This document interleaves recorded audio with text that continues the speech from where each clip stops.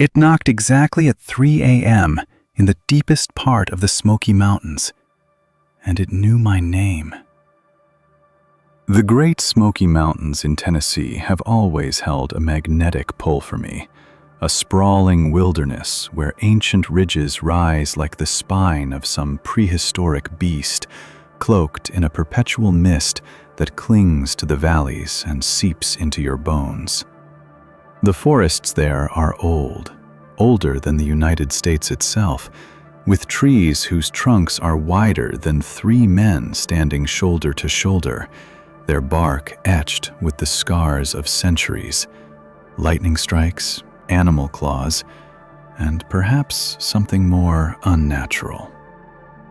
I'd driven from Nashville that crisp autumn Friday, leaving behind the neon haze of Music City, the endless traffic on I-40, and the hollow chatter of bar conversations that never quite filled the void inside me. I craved silence, the kind that only comes when you're miles from the nearest road, where the only sounds are the rustle of leaves in a gentle breeze and the distant call of an owl piercing the night. My backpack was meticulously packed, a lightweight tent rated for sub-zero temps, a down sleeping bag that promised warmth even in the chill of elevation, a headlamp with fresh lithium batteries, dehydrated meals for 3 days, a reliable compass etched with nautical precision, and my smartphone as a backup GPS, though I knew signal would fade the deeper I went. I parked at the trailhead near Klingman's Dome just as the sun dipped below the horizon, painting the sky in fiery streaks of orange, crimson, and deepening purple that reflected off the scattered puddles from an earlier rain. The air was alive with the scent of damp earth, pine resin, and decaying leaves, a perfume that invigorated my senses and quickened my step. The trail began innocently enough, a well-worn path of packed dirt and exposed roots, snaking upward through rhododendron thickets so dense they formed natural tunnels, their glossy leaves brushing against my arms like insistent fingers. As twilight gave way to full darkness around 7 p.m., I switched on my headlamp, its beam cutting a narrow cone of light that revealed ferns unfurling like alien hands and mushrooms glowing faintly with bioluminescence along the forest floor. I'd hiked about 8 miles by 11 p.m., my legs burning from the relentless incline, sweat soaking through my fleece despite the dropping temperature to the low 40s. But the solitude was intoxicating. No fellow hikers to nod at, no groups laughing around a campfire. Just me and the mountain's ancient rhythm. I found the perfect campsite around midnight, a small clearing beside a burbling creek fed by mountain springs, the water crystal clear and cold enough to numb your fingertips after a minute's dip. The ground was soft with a carpet of pine needles, ideal for staking the tent. I set it up efficiently, the nylon whispering against the poles, then gathered deadfall for a fire, dry branches that caught quickly under my flint striker, flames dancing upward to ward off the encroaching chill. Dinner was beef stroganoff from a foil pouch, savory and hot, washed down with stream water purified through my filter. By 2 a.m., exhaustion pulled me into the tent, zipper sealing me in a cocoon of nylon and nylon. Sleep came heavy and dreamless, the creek's murmur lulling me like a mother's heartbeat. Then, precisely at 3 a.m., it began. Not with a crash or a roar, but a subtle tremor vibrating through the ground, as if the earth itself exhaled a long-held breath. My eyes snapped open in the pitch black, heart rate spiking from restful 0 to alert 60 in seconds. A single knock echoed, sharp, deliberate, like a heavy branch striking solid oak wood about 20 yards from my tent. I froze, breath shallow, rationalizing it as a falling acorn or a foraging raccoon. But then came the pattern, Knock, knock, knock. A measured triad. Pause of 5 seconds, then repeat. The sound reverberated through the trees, amplified by the still night air, carrying an unnatural clarity that made my skin prickle. I fumbled for my headlamp, clicked it on, and swept the beam across the tent walls, shadows leaping like specters. Outside, the forest loomed silent, except for that persistent knocking, now circling slowly to my left, as if whatever made it was pacing the perimeter of my fragile sanctuary. The knocks grew bolder, evolving from tentative taps to resounding thuds that shook loose needles from the overhanging branches, raining down like brittle confetti onto the tent roof. 3 knocks. Pause. 3 more. Precisely timed, almost rhythmic, like a ritual Morse code from the depths of the woods. I lay there, rigid, pulse thundering in my ears, every instinct screaming to stay still, while my mind raced through explanations. A woodpecker on steroids? A black bear marking territory? But bears don't circle with such predatory patience, don't mimic human intent in their cadence. Sweat beaded on my forehead, despite the cold drafting through the tent floor. Minutes stretched into what felt like hours. The beam from my headlamp caught glimpses through the mesh window, gnarled roots twisting like veins, mossy boulders half buried in leaf litter, but no movement, no eyes reflecting back. Finally, I couldn't bear it. Zipping the tent flap halfway, I thrust my upper body out, headlamp piercing the gloom like a lance. The knocking halted instantly, leaving a vacuum of silence so profound it rang. "Hello?" I whispered hoarsely, voice cracking from disuse, knife gripped white-knuckled in my right hand, its 4-inch blade more talisman than weapon against the unknown. Nothing. Then, from directly ahead, 10 feet away, knock, knock, knock, vibrating up through my knees from the ground. The light swept forward, illuminating a massive hemlock tree, its trunk furrowed and ancient. For a split second, a silhouette flickered across the bark. Tall, impossibly slender, limbs elongated like a praying mantis, head tilted in unnatural curiosity. I blinked and it was gone, swallowed by shadows. Panic surged. I retracted inside, heart hammering against ribs, and began stuffing gear into my pack with frantic efficiency. Sleeping bag rolled haphazardly, stove clattering against pot. The fire was stomped out, embers hissing protests into the dirt. By 3:30 a.m., I was shouldering my load, compass in hand, pointing southeast toward the trailhead 6 miles distant. The knocking resumed as I plunged into the underbrush, no longer confined to the clearing, but shadowing my path. Left flank, then right, rear guard, always just beyond sight. My headlamp bobbed erratically, casting grotesque shadows that danced like mocking companions. The trail, familiar by daylight, twisted deceptively in the dark, roots snagging boots, branches whipping face and arms. Phone signal?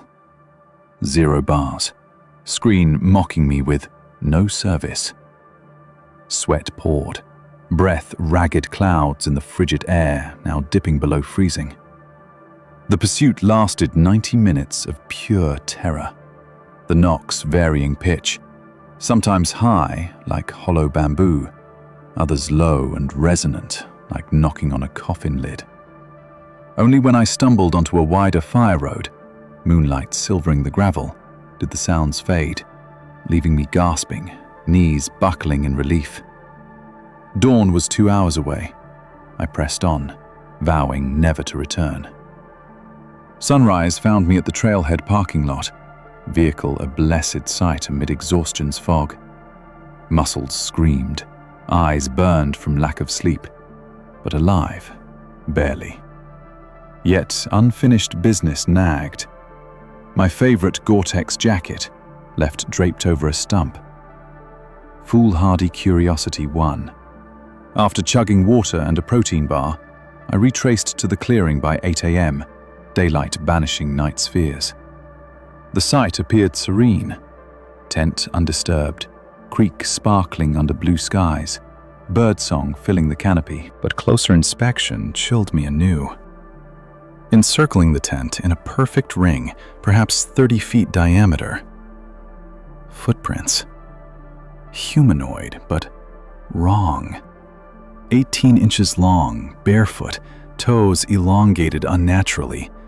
Deep impressions sinking 4 inches into loamy soil, as if made by immense weight. At the heart of each print lay a small twig arranged in a deliberate X. Fresh breaks on the wood oozing sap. I circled slowly, phone camera documenting obsessively, zoom revealing fine details. No tread patterns, toes splayed like a bird's, but thicker.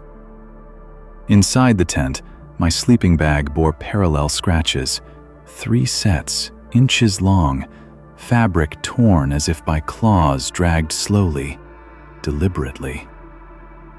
Nausea rising, I snatched the jacket and fled, driving straight to Gatlinburg's ranger station. Station Chief Mike Harlan, a grizzled veteran of 20 Smokies seasons, examined photos on my phone screen. His face drained of color, jaw tightening. "Son, you camped on Knocker ground. Local lore, don't go back after dark. It knocks to lure, then takes." He sketched a crude map of hot zones, shared hushed tales of vanished hikers, and handed a contact, Dr. Alice Reed, University of Tennessee folklorist specializing in Appalachian cryptids. By noon, I sat in a Gatlinburg diner, steaming coffee untouched, as she pored over images. "Classic Knocker sign," she murmured, pulling yellowed archives from her tablet. 19th century Cherokee sketches matching my prints exactly. Accounts from 1920s loggers of tree talkers dragging men into hollows. Dr. Reed's office in Knoxville was a trove of the uncanny. Shelves groaning under leather tomes, walls pinned with topographic maps dotted red for disappearances. Over black coffee and her meticulous notes, she unveiled the legend's layers. The Knocker originated Cherokee myth, a guardian spirit.